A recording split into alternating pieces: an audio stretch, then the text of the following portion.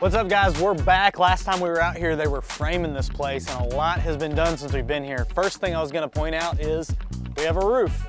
They went with a black roof. This one is called a dimensional shingle, which is most of the time what you're gonna see on anything built in the last probably 15 years.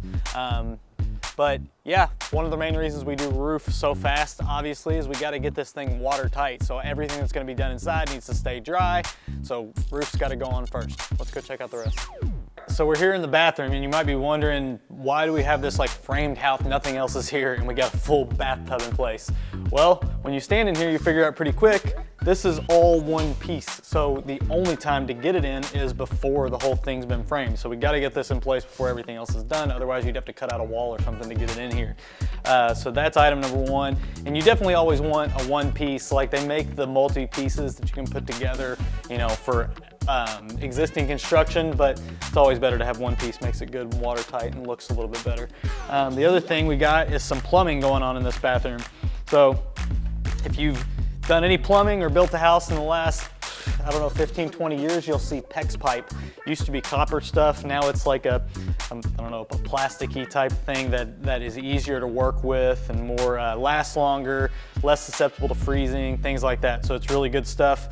And then you got your drain, which you might be wondering why some of this plumbing is going up into the roof. Well, that is called a vent. So if you've ever poured water or like say gas out of a gas can and you pour it out and you get that glug, glug, glug, and it's taken forever for it to come out because it's not getting enough air. That's why you have an air hole on the other side of it. You unplug it, it comes out smooth. This is the air hole that allows air to get into the drain so that it can drain as quickly and smoothly as possible. So I think that's about it in the bathroom. So another thing that's been done is some HVAC work has been done on this. So since this house is on a basement, most of your vent and duct work is gonna be going on below your main floor or in the ceiling of the basement. So you're gonna see spots around the house that have the vents coming up. That's where your air is gonna blow out. But then somewhere you have to have what's called a return. So it pulls air in, goes back to your unit, and then heats it, cools it, whatever, and then spits it back out through the floor. So you can see right here, we've built this spot where you're gonna have a duct up top, and then it's gonna come down. Once this is closed up with drywall, this will be closed up, go back down here to the bottom. This is your return. Main reason for that is because heat rises. So when you're cooling the house, the heat's gonna go up in the air, heat's gonna get sucked into here, gonna go back down to the HVAC unit, which can be cooled off, and then it'll come back out through your floor vents. So the more you know. So one thing that's worth talking about that you should pay attention to that this builder is doing right is, as far as efficiency goes, your windows are a really good place to lose heat and lose air and everything else. So right around the sides of the windows, you got these spaces here. They have gone through and done spray foam insulation in here. So these windows are really tight. You're not gonna hear, you know, you go to an older house and it's really cold outside, you're gonna feel cold air coming around these windows. Every little bit of cold air makes it harder to heat the house. You have to run it longer. Gonna cost you money, hurt the environment, and all that good stuff. So this is this house is being done correctly from an environmental standpoint. So we are here in the laundry room. Another little plumbing thing to point out is this little doodad right here. This is called a P-trap.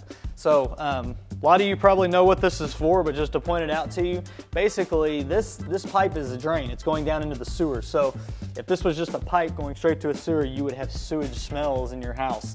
So this little piece right here is there so that when water comes into it, there's always gonna be water filled up inside this through that spot. So it keeps that pipe sealed essentially from any odors coming out.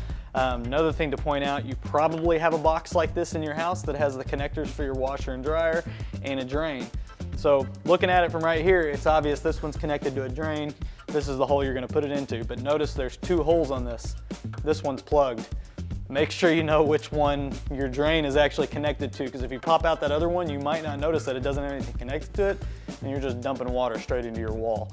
So your plumber should only pop the one that has the drain to it, but it's obviously possible that the other one could get popped off. So make sure you know which one you're connected to, or at least take a peek before you start draining water into it. Still in the laundry room, and if this isn't interesting to you, then you can blame Faith because she told me she didn't know this. So dryer vents. This is where the lint and the heat all comes out from your dryer, goes through the walls, outside of the house. There is code involved with how long that vent can be. And part of that code says that for every 90-degree turn you have in that, it has to be a shorter run to the outside. So one of the reasons these boxes are used like this, that puts it into the wall and and go straight down is because you save a 90-degree turn.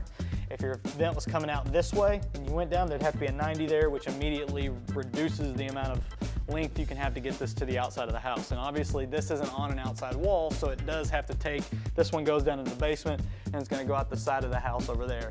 If you have a dryer that's right on an outside wall, you don't have to worry about that because it's going straight out the other side. But sometimes you gotta run them a little bit longer. So there you go.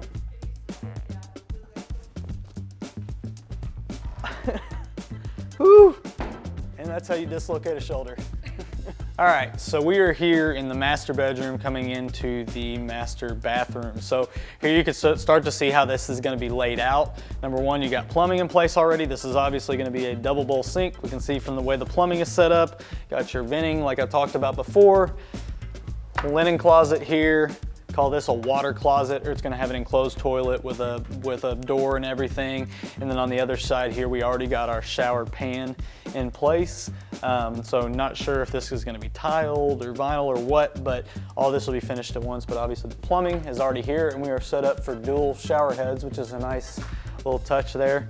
But it's just kind of an interesting, when you walk into a house, I have a lot of clients that'll walk into a house that's partially done like this and are trying to envision what things are gonna look like. So just trying to point out to look for things in the house to tell you exactly where things are gonna be. So hopefully that helps. All right, so we thought it'd be useful to do an actual walk through this house so you can see what the floor plan is gonna look like. We're here at the front door right now, coming off the front patio. Walking in, got a nice little foyer here. I know a lot of people don't like the front door to walk straight into their living room, so you do have some privacy here that walks in the front door.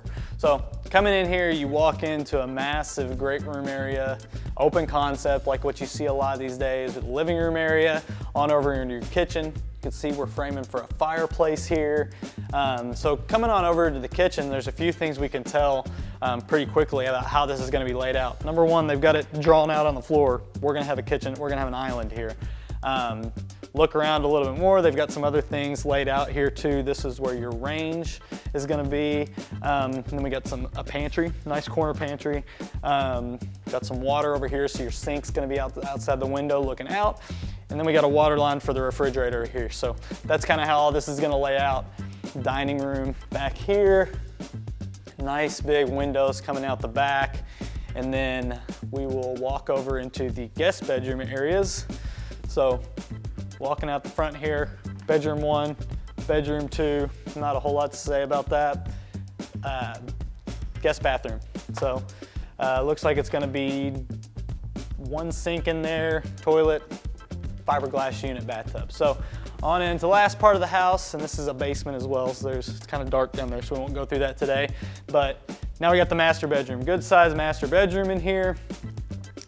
2 windows facing out the back, plenty of room for a king size bed or whatever you want here. We have a small closet over here, as well as a huge master closet over here. So tons of closet space in this master bedroom, and then on into the master bathroom, which is gonna have double bowl sinks, a stand-up shower with dual shower heads, water closet, linen closet. Walking back up here to the front real quick, last thing, this is the door as you walk in from the garage. You're gonna walk into a mudroom. My guess is there will be some benches right in here. I may be wrong about that, but we'll see as we get further along. And then on into the laundry room. So that's about it for now. Maybe if we get some light, one day we'll show you the basement.